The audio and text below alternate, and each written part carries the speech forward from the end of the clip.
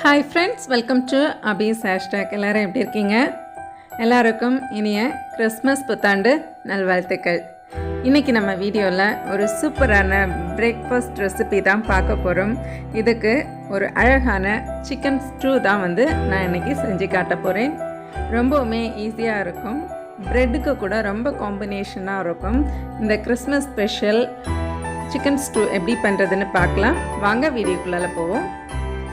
இதுக்கு இன்றைக்கி நான் 1 சிக்கன் நல்லா போனோடு தான் கட் பண்ணி ரெடி பண்ணி வச்சுருக்கிறேன். கொஞ்சம் புதினா லீஃபு, கொத்தமல்லி லீஃபு, அப்புறம் கொஞ்சமாக கரம் மசாலா, அப்புறம் ஹோல் கரம் மசாலா கொஞ்சம் எடுத்து வச்சுருக்கிறேன்.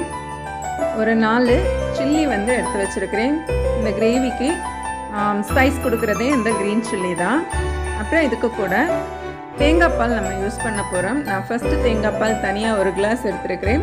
ரிமைனிங் செகண்ட் அண்ட் தேர்டு செப்பரேட்டாக எடுத்து வச்சுருக்கிறேன். அப்புறம் 2 ஆனியன் கட் பண்ணி வச்சுருக்கிறேன். ஒரு பெரிய சைஸ் பொட்டேட்டோ எடுத்து வச்சுருக்கிறேன்.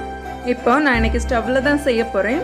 ஸ்டவ் ஆன் பண்ணி இதுக்கு தேவையான ஆயில் விட்டுருவோம். ஆயில் விட்டுட்டு இந்த ஹோல் கரம் மசாலாவை போட்டுருவோம். கொஞ்சம் பே லீஃபு, பட்டை, கிராம்பு, கொஞ்சம் பெருஞ்சீரகம் இது போட்டுட்டு 4 சில்லியும் ஸ்லிப் பண்ணி ஆட் பண்ணியிருக்கிறேன். இதை நல்லா வதக்கி கொடுத்துட்டு நம்ம கட் பண்ணி வச்சுருக்கிற ஆனியன் சேர்த்துடலாம்.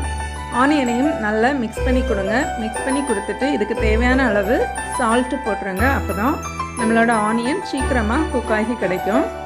இப்போ நம்ம எடுத்து வச்சுருந்த இந்த கரம் மசாலா போட்டு நல்லா மிக்ஸ் பண்ணி கொடுக்கலாம். கரம் மசாலா வேண்டாங்கிறவங்க ஸ்கிப் பண்ணிக்கலாம்.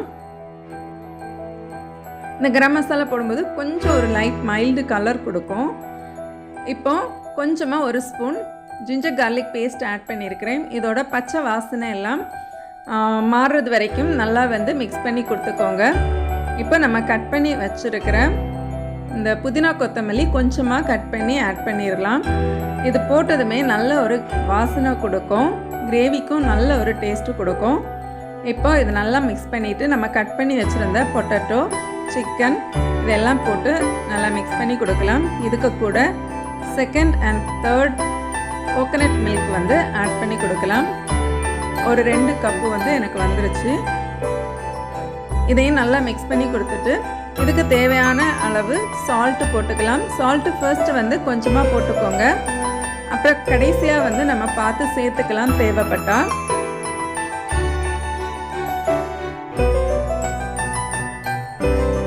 இதை நல்லா மிக்ஸ் பண்ணி கொடுத்துட்டு நான் இன்னைக்கு மூடி போட்டு ஒரு 2 விசில் வச்சு எடுக்க போகிறேன்.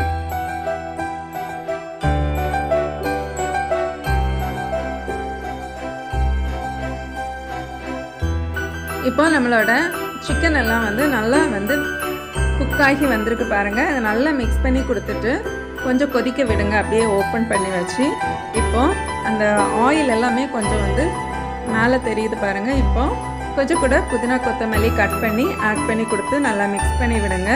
இப்போ கடைசியாக நம்ம எடுத்து வச்சுருந்த இந்த ஃபஸ்ட்டு பால் தேங்காய் பால் ஆட் பண்ணிடலாம். ஆட் பண்ணிவிட்டு இதை நல்லா மிக்ஸ் பண்ணி கொடுங்க. இது ஒரு சின்ன கொதி தான் வரணும். வந்ததுமே ஸ்டவ் ஆஃப் பண்ணிடுங்க. சூப்பராக சுவையான நம்மளோட சிக்கன் ஸ்டூ ரெடி ஆகிடுச்சு.